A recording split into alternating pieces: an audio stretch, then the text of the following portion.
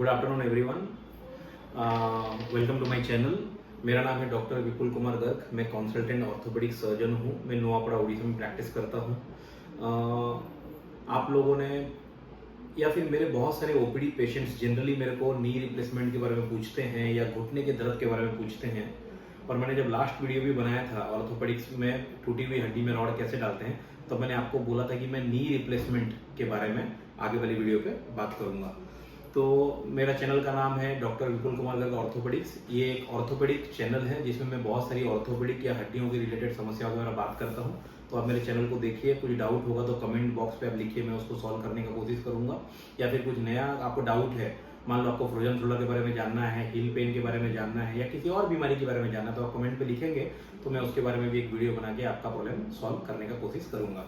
तो मेरे चैनल को सब्सक्राइब करिए और आपको कुछ भी डाउट है तो आप कमेंट बॉक्स पे लिखिए, मैं आप तक फिर से नए वीडियो के माध्यम से पहुंच जाऊंगा। तो आज का हमारा टॉपिक है नी ऑस्टियोआर्थराइटिस। मतलब क्या? घुटने में दर्द। उम्र के हिसाब से बहुत सारे बुजुर्ग पेशेंट हमारे पास आते हैं जिनके घुटने में लगातार दर्द रहता है। जनरली वो दर्द कब होता है? जब वो जमीन पे आलती पलती मार के बैठते हैं या चक्का मार के बैठते हैं या मांडी घाल के बैठते हैं या इंडियन टॉयलेट के पोजीशन पे बैठते हैं, तो उठते समय बहुत घुटने में तकलीफ होती है या सीढ़ी ऊपर नीचे होते समय तकलीफ होती है। कभी कभी पेशेंट हमको बोलते हैं कट कट आवाज आता है घुटने में। ये सब जो सिम्टम्स हैं ये ऑस्टियोआर्थराइटिस की सिम्टम्स हैं घुटने में।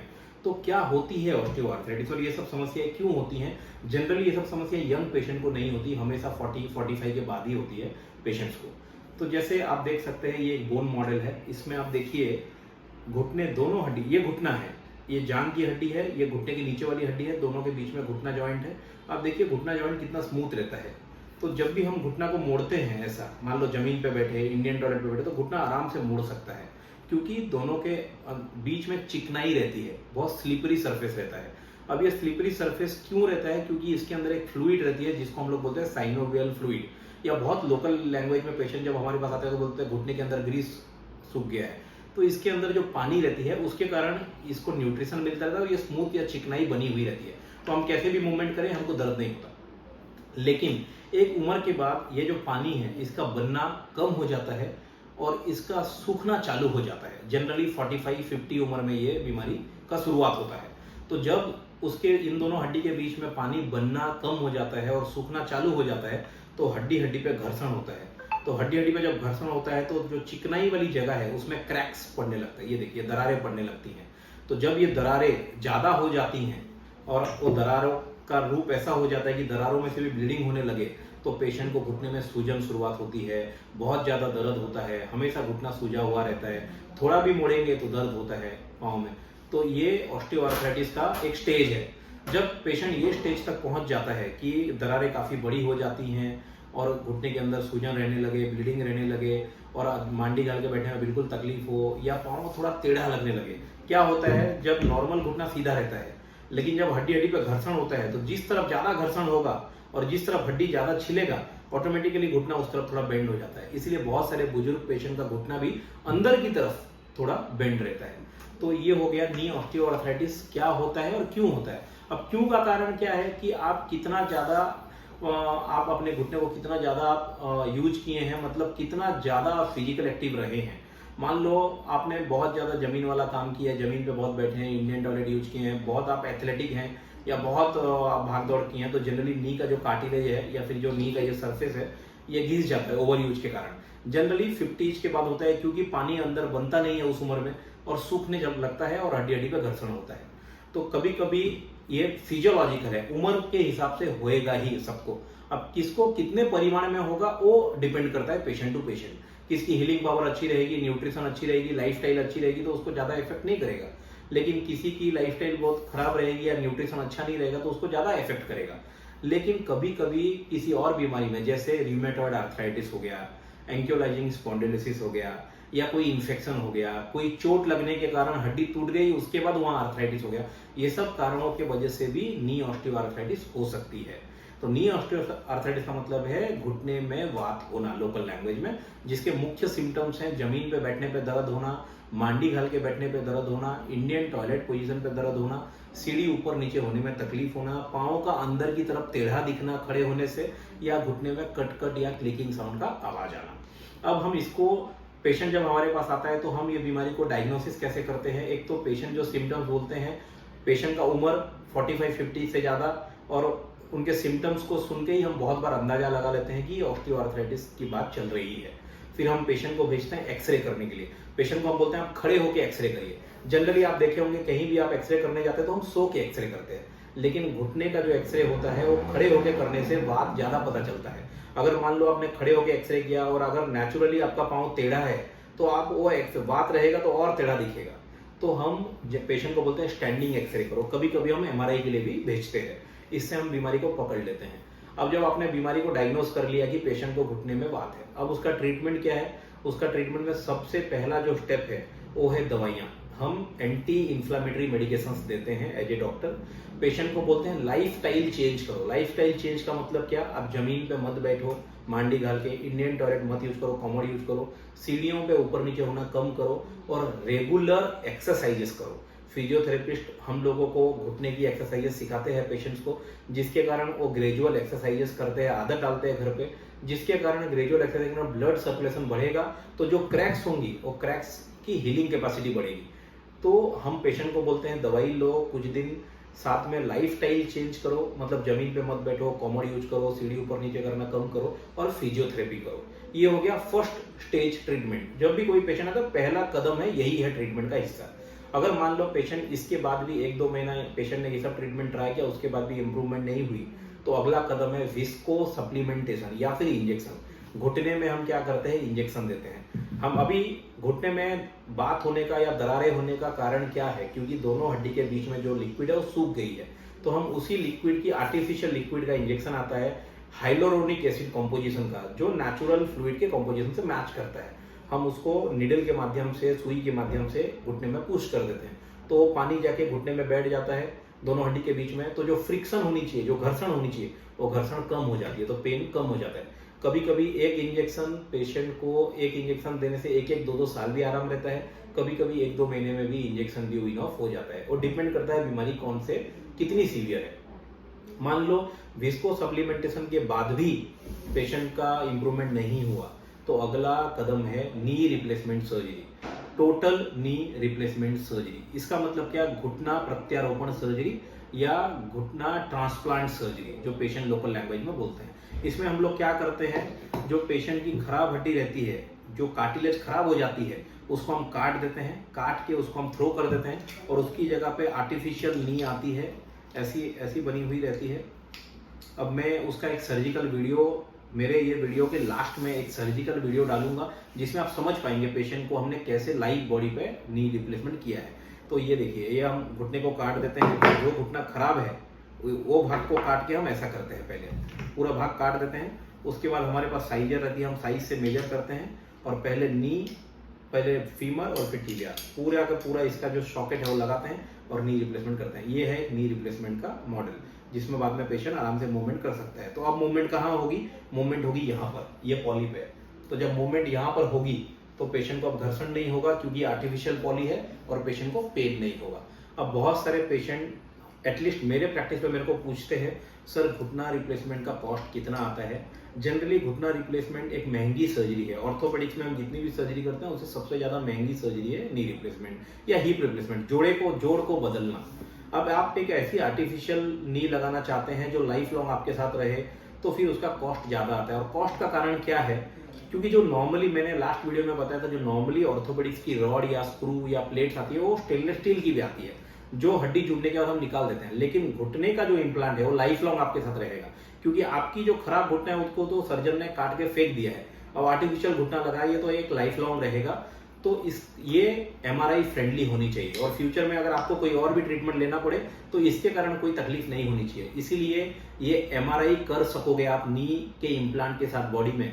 इसलिए ये हमेशा या तो टाइटेनियम की बनी होती है, या तो कोबाल्ट क्रोमियम की बनी होती है, ठीक है, या तो जिंक्रोनियम की बनी होती है, या ऑक्सीनियम की बनी होती है, बट स्टेनलेस स्टील की नहीं आती। तो नेचुरली जब स्टेनलेस स्टील से बनी ही नहीं है और टाइटेनियम, मिनिमम टाइटेनियम से बनना चालू होती है, तो कॉस्ट ज़्यादा आती है। अब इसमें अलग अलग जो मेटल्स आते हैं उसमें क्या फर्क है? अगर मान लो जनरली जो हम लोग सब करते हैं या कोई भी सर्जन इंडिया में या बाहर करते हैं, कोबाल्ट क्रोमियम और टाइटेनियम ये मैक्सिमम यूज होता है ये कोबाल्ट क्रोमियम से बनी होती है या तो टाइटेनियम से। लेकिन आजकल और न्यूअर मॉडल में ऑक्सीनियम, जिंक्रोनियम भी लॉन्च हो गया है। ये सब मेटल्स के टाइप हैं जो नी के इम्प्लांट बनने में काम आती है।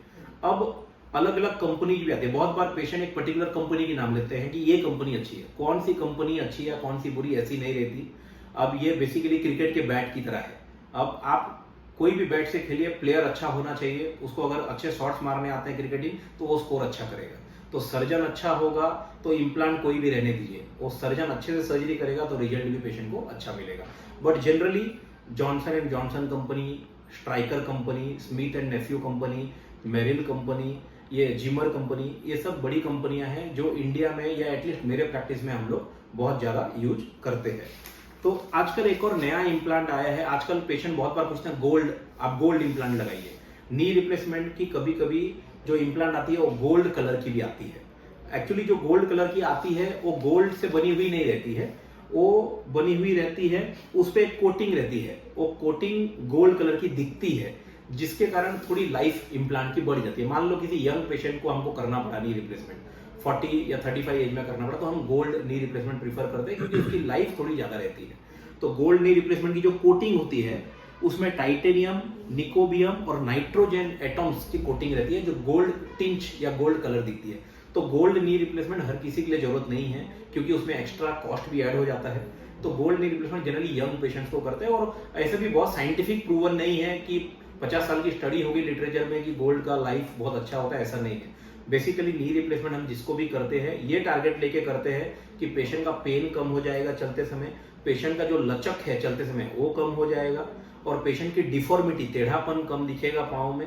और जनरली नी रिप्लेसमेंट की एक लाइफ होती है ऑन एंड वो सारी कंपनियों की या कोई भी मेटल से बनी हुई रहनी है 15 से 20 साल। हम पेशेंट को बोल के करते हैं कि 15 to 20 years is the maximum life of this implant जो हम लगाने वाले हैं। ऐसा नहीं हो सकता कि आपने गोल्ड लगा दिया पेशेंट को और आपने बोल दिया 40 साल तक कुछ नहीं होगा। अल्टीमेटली जब भी आप मूवमेंट करेंगे ऐसा मूवमेंट, तो अल्टीमेटली ये जो पॉली है, प्लास्टिक है, ये घिसेगा। जब आपकी नॉर्मल हड्डी घिस सकती है तो ये भी घिस सकती है। तो इसकी जो प्रूवन लिटरेचर में लाइफ है नी रिप्लेसमेंट की वो है 15 से 20 साल। इसीलिए आप देखेंगे कभी भी नी रिप्लेसमेंट का जो सजेशन होता है एज ए सर्जन हम लोग 50 साल के बाद वाले पेशेंट को देते हैं। मान लो कोई पेशेंट 55 ईयर्स में आया तो मैं बोलता हूँ नी रिप्लेसमेंट अच्छा ऑप्शन है। लेकिन वही पेशेंट अगर 45 ईयर्स में मेरे पास आया तो हम पहले बहुत ही टाइम वेट करते हैं, उनको कंजर्वेटिव ट्रीटमेंट मतलब medical treatment, physiotherapy treatment, injections देके वेट करते हैं। क्योंकि एक बार वो आपने नी रिप्लेसमेंट कर दिया तो फिर आपके पास बहुत ज्यादा टाइम नहीं। आपको अगर 45 साल में आपने नी रिप्लेस कर दिया तो हो सकता है 60-65 साल में रिवीजन नी रिप्लेसमेंट करना पड़े, तो रिवीजन की जरूरत ना पड़े या सेकंड सर्जरी की जरूरत ना पड़े। इसलिए जनरली एक स्टैंडर्डाइज प्रैक्टिस है कि 50 साल के बाद ही हम नी रिप्लेसमेंट करेंगे तो ज्यादा अच्छा रिजल्ट मिलेगा। अब नी रिप्लेसमेंट के बाद पेशेंट हमको पूछता है सर ऑपरेशन के बाद क्या, पेशेंट कब चलने लगेगा। ऑपरेशन के बाद पेशेंट अगले दिन ही विथ सपोर्ट या विथ वॉकर चल सकते हैं।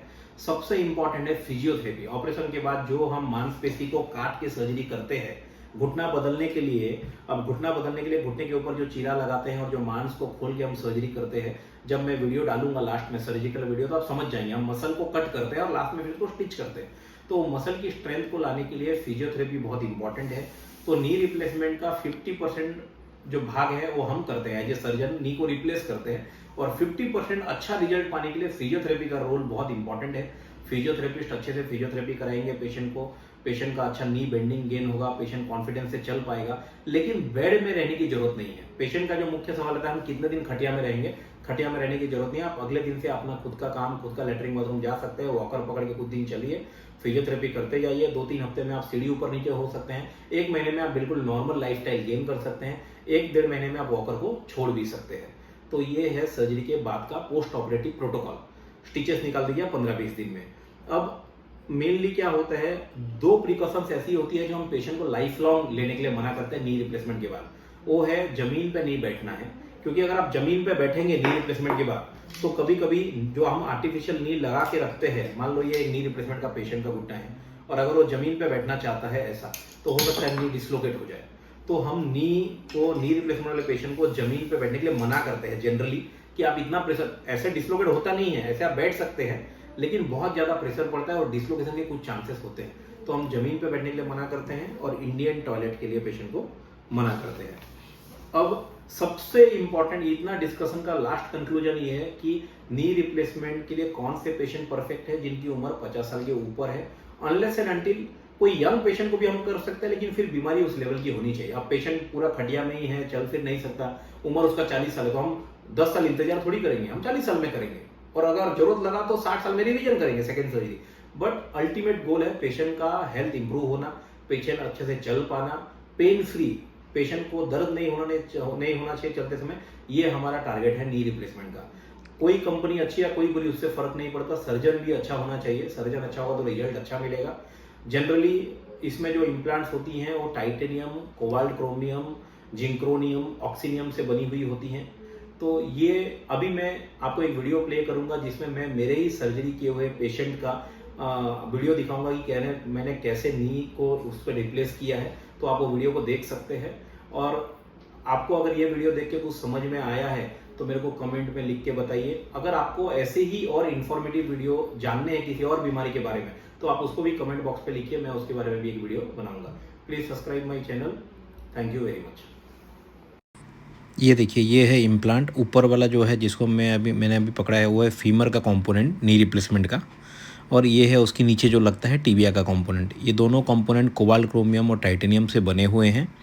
ये देखिए, ये है कंप्लीट सेट। इन दोनों के बीच में एक प्लास्टिक पॉलीइथिलीन इंसर्ट जाता है जिसके ऊपर मूवमेंट होगी घुटने की आगे जाके। तो ये टिबिया के नीचे एक, जैसे आप देख रहे हैं जिसको मैंने पकड़ा है, उसका कील है जो अटक जाता है बोन में, और फीमर में जो निकले हुए हैं दोनों पैग, ये उसके पैग हैं जो बोन में, फीमर बोन में अटकता है, और सीमेंट के माध्यम। अब ये देखिए, मैंने वो जो नी कंपोनेंट थे उसको बॉडी पे रिप्लेस करके लगा दिया है। अब हम उसका मूवमेंट करके दिखाएंगे, लगने के बाद मूवमेंट कैसे होगी। अब देखिए, अब हम पाँव को सीधा करेंगे, कितनी अच्छी वो फीमर पॉली पे स्लाइड होगी और ईजी मूवमेंट होगी।